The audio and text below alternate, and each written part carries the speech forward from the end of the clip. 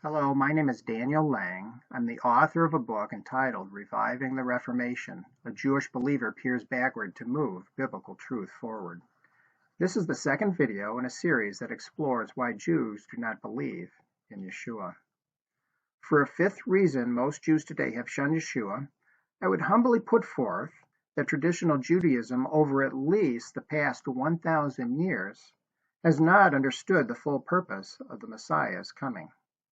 Messianic prophecies are like pieces of the jigsaw puzzle that God has placed throughout the Hebrew Bible. Traditional Judaism has put together an image of the Messiah's function, but believers feel that a few pieces of the picture were never used. Traditional Judaism has consistently viewed the Messiah as a descendant of King David who would deliver the Jewish people from oppression and establish the Messianic age. Listen to the words of the prophet Isaiah from chapter 11.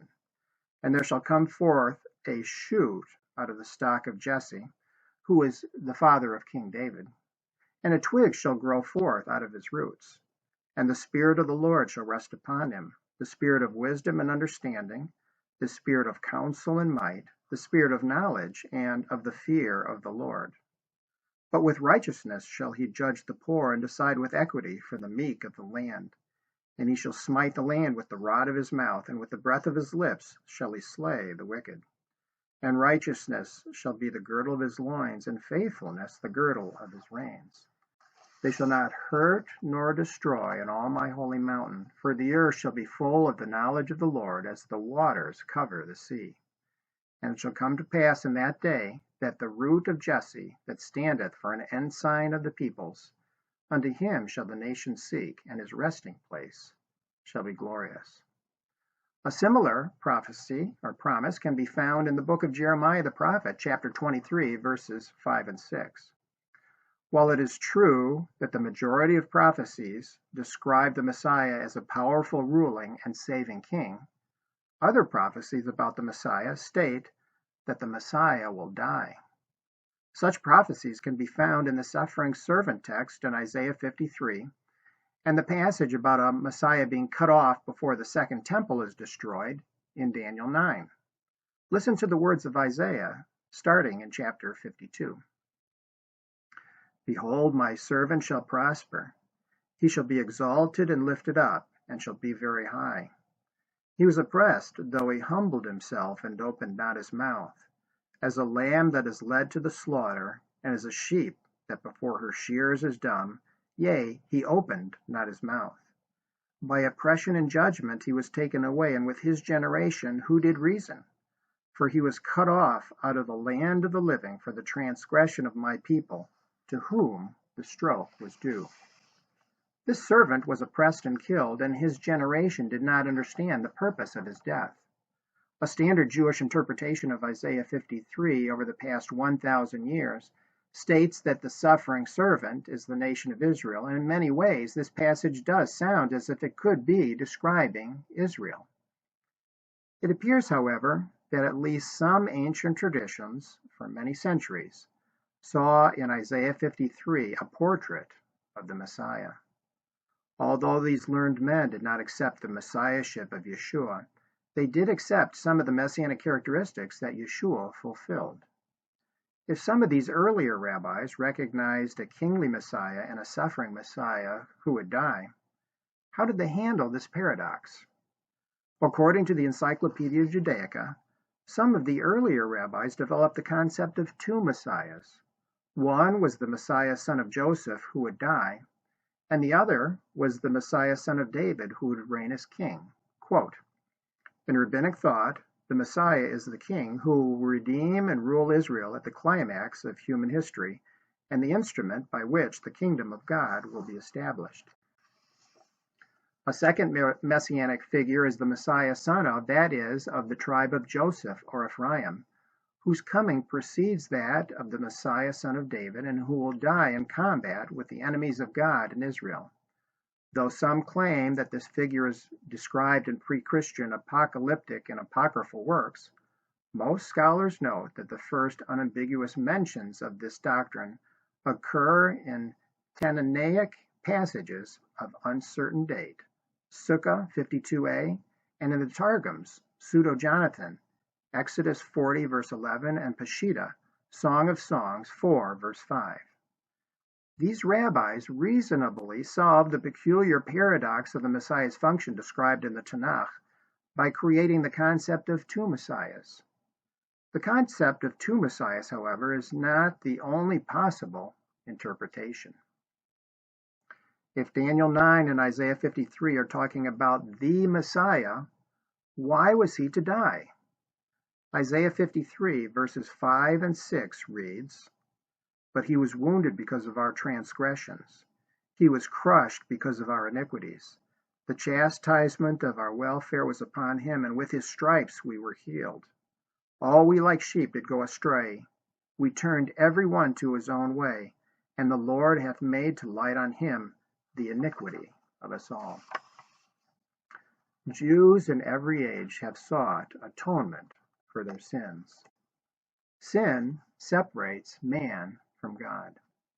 Before the temple in Jerusalem was destroyed, animal sacrifices were required to bridge the gap between God and man, along with a changed attitude towards sin.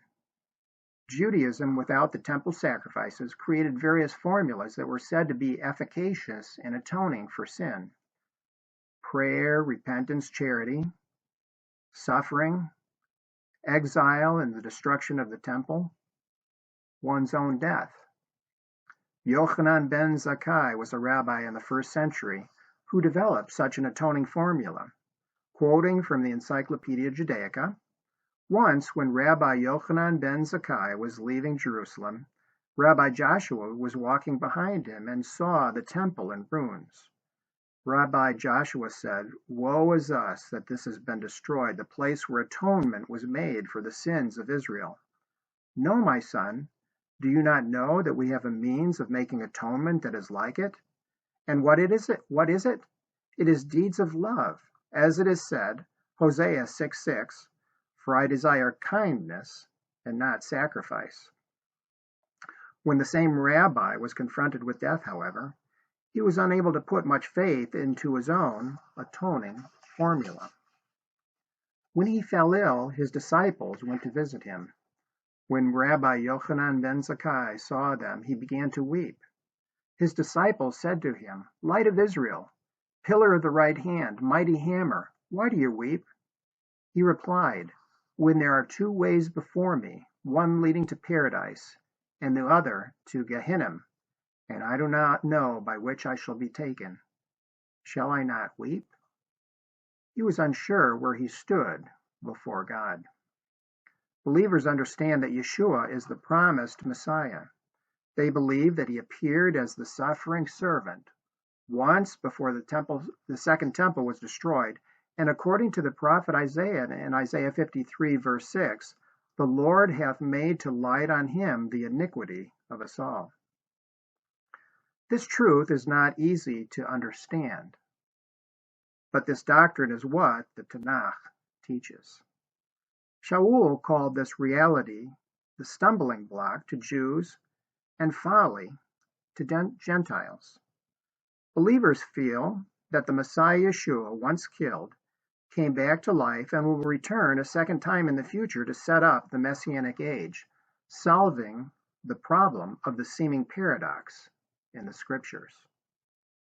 There are other hints throughout the Tanakh that point to Yeshua's sacrificial role as Messiah.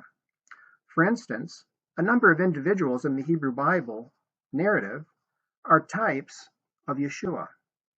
Types of Yeshua are typically ordinary people who walk with God and become extraordinary. Then they prefigure the life of Yeshua. The story of Joseph and his brothers foreshadows the history of Yeshua and the Jewish people more than any other. Joseph is portrayed in the narrative as being perfect, without sin. His brothers turn against him. He is accused falsely by his brothers and later Potiphar's wife, and is silent before his accusers. He is sold to a foreign people for silver. His brothers eat a meal before betraying him. He is placed down in a pit, taken down to Egypt, and again placed in prison in Egypt, as if he were dead.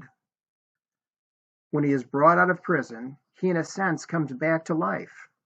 He is dressed in new clothing, is presented before Pharaoh, and is made second in command over all the land of Egypt. Notice, as in Daniel chapter 7, verses 13 and 14, he is given dominion and glory in a kingdom that all the peoples, nations, and languages should serve him. Even though Joseph is given great power throughout the land, there is never any hint in the narrative that his position ever rivals that of the Pharaoh. Joseph is 30 years old when he enters the service of Pharaoh. He is said to have the Spirit of God and can discern between good and evil. By finding a solution to the famine, he first saves Gentiles from death and later also saves his brothers. His brothers do not recognize him for a time as the one who could save them from death. They eventually mourn over their one-time rejection of him. The center of the Joseph chiasm occurs when Joseph reveals himself to his brothers. It appears that Esther and Mordecai in the book of Esther both together represent a type of Yeshua also. In the first month of the Jewish calendar, the month of Nisan, Haman casts lots before him to determine the day to kill the Jews. Haman then sends out his edict to annihilate the Jews on the 13th day of the month of Nisan. After Esther hears about the decree through her cousin Mordecai, that same day she agrees to appear before the Persian king to plead for the lives of her people.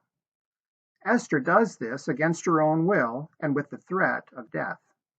Before going to the king, she begins a 3-day fast, presumably starting on the 14th day of Nisan. The 14th day of Nisan is the day the Passover lambs were sacrificed. Esther suffers a symbolic death at the same time as the Passover lambs and as Yeshua, who also died at Passover. She fasts for 3 days and 3 nights as if she were in the grave for that period. Then, at the end of the 3-day fast, she puts on royal robes and appears before the king to plead for her people. The king, by extending his scepter to Esther, our representative, the one who symbolically dies for us, provides her and us access to the king. Mordecai, then, is elevated in the Esther narrative. Like Joseph, he is given dominion and glory in a kingdom that all the peoples, nations, and languages should serve him. The center of the Esther chiasm is the elevation of Mordecai and the humiliation of the evil Haman. The last verses in the book of Esther tell us that despite Mordecai's greatness, he remained second in command to the king. There are other types of Yeshua in the text who are prepared to sacrifice themselves for the benefit of another. Judah is ready to become enslaved in place of Benjamin. Isaac is willing to be sacrificed in the Akedah. There is compelling evidence in the Tanakh to see a priestly and a royal function for the Messiah. Could Yeshua be this Messiah? Please continue to the third and final video in this series that explores why Jews do not believe in Yeshua.